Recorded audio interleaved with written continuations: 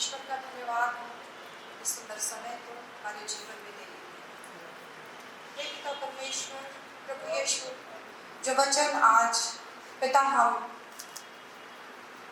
इस भवन में तेरे लोगों के बीच में रखने जा रहे हैं, प्रभु उससे बातचीत करने के लिए अपना पवित्र आत्मा दीजिए, ताकि जो आप चाहते हैं पिता वो हम बातें करने पाए आपकी ओर से, प्रभु यीशु के नाम से, आमीन। जैसा कि अभी हम लोगों ने वचन को सुना, यूहन्ना 19वें अध्याय और उसका 25 से 27 पद तक, जहाँ पर लिखा है कि प्रभु यीशु के पास, क्रूस के पास, उसकी माता और उसकी माता की बहन क्लोपास की पत्नी मरियम और मरियम मगदलीनी खड़ी थी, और साथ ही उनका प्रिय चेला यूहन्ना भी खड़ा था। जब यीशु ने अपनी माता और उस चेलों को जिससे वह प्रेम रखता था पास खड़े देखा, तो अपनी माता से कहा, हे नारी, देख, यह तेरा पुत्र है। तब उसने चेले से कहा, यह तेरी माता है। और उसी समय से वह चेला उसे अपने घर ले गया। प्रभु यीशु ने जब अपनी माता मरियम और अपने प्रिय चेले यूहन्ना को अपने क्रूस के पास खड़े देखा, तब उन्होंने एक बड़े उत्तरदायित्व को पूरा किया। पद 26 एवं 27 को यदि हम अलग अलग करके देखेंगे तो बहुत सारी आवश्यक बातों को समझने पाएंगे। ये बातें प्रभु अपने 33.5 साल के उम्र में कभी भी 30 साल तो वो अपने माता पिता के अधीन रहे, 3.5 साल की मात्र सेवकाई में वो चाहते तो कभी भी और कहीं भी कह सकते थे, लेकिन इसे बताने के लिए उन्होंने सबसे उपयुक्त जगह क्रूस को चुना। पद 26 में वे अपनी माता से कहते हैं, हे नारी, देख, ये तेरा पुत्र है। हे नारी, देख कह करके वो अपनी ओर अटेंशन करते हैं और तब वो कहते हैं, ये तेरा पुत्र है। इस पद को भी हम दो अलग अलग भागों में करके समझेंगे। प्रभु यीशु ने अपनी माता को माता नहीं बल्कि हमेशा हे नारी या हे महिला या हे स्त्री कहकर पुकारते हैं। जो दो भाग हम देखने जा रहे हैं, जिसमें पहला वो कहते हैं हे नारी, और दूसरा जब वो कहते हैं ये तेरा पुत्र है। प्रभु यीशु ने अपनी माता को माता नहीं कह के उनका अपमान नहीं किया। कैसे हम इसको दो कारणों को देखकर समझ सकते हैं। उत्पत्ति में 3 अध्याय 15 पद में हम पढ़ते हैं कि परमेश्वर ने सर्प को जब श्राप दिया तो कहा कि और मैं तेरे और इस स्त्री के बीच में और तेरे वंश और इसके वंश के बीच में बैर उत्पन्न करूंगी, वह तेरे सिर को कुचलेगा। यानी एक स्त्री का वंश, जिसे हम नारी भी बोलते हैं और महिला भी कहते हैं। प्रभु यीशु अपनी माता को बार बार हे नारी या हे महिला कहकर शैतान को लज्जित करते हैं कि देख, एक नारी का वंश, एक स्त्री का वंश तुझे कुचलेगा। और ये कहकर उन्होंने उसे लज्जित किया, लेकिन स्त्री को बहुत सम्मान दिया। दूसरा, नारी कहने का अर्थ ये कि उन्होंने अपनी माता को भी सामान्य जन के बीच में ही रखा, क्योंकि उनको भी, उनकी माता को भी उद्धार की आवश्यकता थी। यीशु की माता होने के कारण उनका उद्धार हो गया था या हो ही जाएगा, ये संभव नहीं था। परम प्रधान के पुत्र को जन्म लेने के लिए एक ऐसी स्त्री की आवश्यकता थी जो परम धन्य थी, जो स्त्रियों में धन्य थी और जो बहुत ही पवित्र थी। स्वर्गदूत ने मरियम को बताया कि पवित्र आत्मा उस पर उतरेगा और परम प्रधान की सामर्थ उस पर छाया करेगी, यानी जो पुत्र पैदा होगा वो परमेश्वर का पुत्र। जिसके द्वारा संपूर्ण मानव जाति का उद्धार होना था और उनकी माता का भी उद्धार होना था। यदि हम दूसरा भाग देखें पद 26 का, जहां लिखा है कि ये तेरा पुत्र है, यहाँ एक ऐसी माँ का वर्णन किया गया है जो अपने बेटे को क्रूस पर मरते हुए देख रही है। वो माँ जिसने 9 महीने अपने गर्भ में रखा, अपना दूध पिलाया, संभाला और सिखाया और 30 साल तक अपने पास रखा। लूका रचित सुसमाचार में हम इस माँ के दर्द को थोड़ा समझ सकते हैं। जब ये मंदिर से लौट रहे थे और यीशु इन्हें नहीं मिला, तब ये माँ व्याकुल होते हुए, परेशान होते हुए उसे ढूंढ रही थी। एक बच्चे को जब चोट लग जाती है, तब उसकी माँ कितनी दुखी हो जाती है। जरा सोचिए कि वो दृश्य कैसा होगा जब एक माँ के सामने उसका 33.5 साल का बेटा लहूलुहान, फटे कपड़ों में, जिसके माथे पर कांटों का ताज था, और एक निर्दोष बेटा डाकुओं के बीच में लटका हुआ था। और जब उसे देख रही, उसका हृदय कितना तड़प रहा होगा जब अपने निर्दोष बेटे को अपनी आंखों के सामने वो मरते देख रही। उसका हृदय लूका में लिखे उस वचन के अनुरूप हुआ। उसका हृदय भी आर पार छिद गया। और वही यीशु अपनी माता के इस दर्द को समझ रहा। उसे क्रूस पर से अपनी माता की चिंता थी।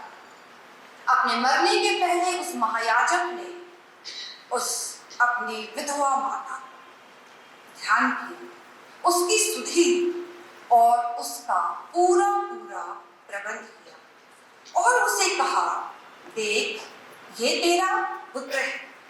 उसे अपने अविश्वासी संबंधियों के साथ नहीं छोड़ा, बल्कि उसे अपने प्रिय चेले यूहन्ना को उसका पुत्र के रूप में ठहरा दिया, जिससे वो प्रेम रखता था। अब जब हम अगले पद 27 को देखेंगे, जहां लिखा है, तब उसने अपने चेले से कहा, यह तेरी माता है। और उसी समय से वह चेला उसे अपने घर ले गया। ये चेला जिसका नाम यूहन्ना था और प्रभु इससे बहुत प्रेम करता था। सभी चेलों में ये सबसे छोटा था और प्रभु यीशु मसीह के बहुत करीब बैठता था। लेकिन सिर्फ इन्हीं कारणों से प्रभु यीशु ने अपनी माता की जिम्मेदारी अपने चेले, अपने प्रिय चेले यूहन्ना को नहीं दे दिया। ऐसा नहीं कि उन्होंने कोई पक्षपात कर दिया कि जिससे वो प्रेम रखता है उसी को उसने सबसे बड़ी जिम्मेदारी, मुख्य जिम्मेदारी सौंपी। प्रभु ने ऐसा इसलिए किया क्योंकि यूहन्ना क्रूस के पास खड़ा था। वो प्रभु के लिए अवेलेबल था।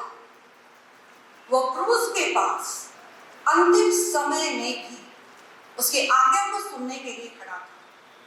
सारे चेले छोड़कर भाग गए थे, एकमात्र वही वो उस समय में खड़ा होकर अपने प्रभु को निहार रहा था, उनकी आज्ञा को सुनने के लिए। जैसे शमूएल नबी ने भी यहोवा की आवाज सुनी और कहा, देख तेरा दास सुनता है, वैसे ही मानो यूहन्ना भी वहां खड़ा होकर कह रहा है, मैं यहाँ हूं, कह तेरी क्या आज्ञा है। बड़े धीरज के साथ वो वहां पर खड़ा रहा। इस तरह प्रभु यीशु ने क्रूस पर से एक नए संबंध को भी बनाया और वो था कलीसियाई संबंध, मसीही संबंध, जो आज हम सबका एक दूसरे के साथ है। उन दोनों का खून का रिश्ता नहीं था, प्रभु यीशु की माता और जो उनका पुत्र ठहराया गया, और ऐसा करके जो उन्होंने नया संबंध बनाया माता और पुत्र का, वो हमें भी कुछ सिखाता है और आज हम उसी नए संबंध में एक दूसरे से जुड़े हुए हैं। यूहन्ना ने प्रभु की आज्ञा को बड़ी ईमानदारी के साथ निभाया और मरियम ने अंतिम सांस उसी चेले के उद्धार में दी। यहाँ पर प्रभु यीशु ने 10 आज्ञाओं में से 5वीं आज्ञा को पूरा करना सिखाया कि अपनी माता और पिता का आदर करें, और ये आज्ञा उन्होंने क्रूस पर से पूरी करके हमें सिखाई। जब पूरी तरह से शारीरिक रूप से और मानसिक रूप से एग्जॉस्ट हो चुके थे, वो मर रहे थे, तब भी उन्होंने एक विधवा की सुधि और ये हम सभी को सिखाया कि हम कितने भी व्यस्त क्यों ना हो, हमें अपने माता पिता की जिम्मेदारी को निभाने से या पूरी करने से चूकना नहीं है। और इसी आज्ञा को सिखाने के लिए प्रभु ने सबसे उपयुक्त जगह चुना और वो था क्रूस, कलवरी क्रूस। बाकी 6 वाणी जो हम सुनते हैं वो डायरेक्ट क्रूस से रिलेटेड है, लेकिन यही एक ऐसी वाणी है, तीसरी वाणी, जिसे प्रभु ने शायद जानबूझ करके क्रूस से कहा ताकि समस्त मानव जाति इस 5वीं आज्ञा को अहमियत दे और सहृदय ग्रहण करे और माने भी। पूरी बाइबल में हम कहीं भी नहीं देखते कि प्रभु यीशु ने इतना कंसर्न अपनी माता से रखा। हर जगह उन्होंने कहा मुझे तुझसे क्या काम, उन्होंने अपनी माता से कहा मुझे तुझसे क्या काम, या कहा जब उनकी माता और उनके भाई उनके निकट आए तो उन्होंने अपने वचन को उनसे अधिक महत्व दिया या अपने पिता के घर को अधिक इम्पोर्टेंस दिया। लेकिन ऐसा नहीं है कि उनकी माता का कोई महत्व नहीं था। उनकी माता या फिर हम सबों के माता पिता कितना महत्व है, क्या इम्पोर्टेंस है, ये उन्होंने कलवरी क्रूस पर से हमें सिखाया और बड़े अधिकार के साथ एक राजा के समान, वरन समान नहीं, राजा ही, जो जगत का राजा था, उन्होंने हम सभी पुत्रियों और पुत्रों को अपने माता और पिता का आदर करना सिखाया। आज हमें ये समझना है और अपने आप से पूछना है कि क्या हम अपने माता और पिता का आदर करते हैं? क्या हमें उनकी चिंता है? क्या हम उनका उचित प्रबंध करने पा रहे हैं?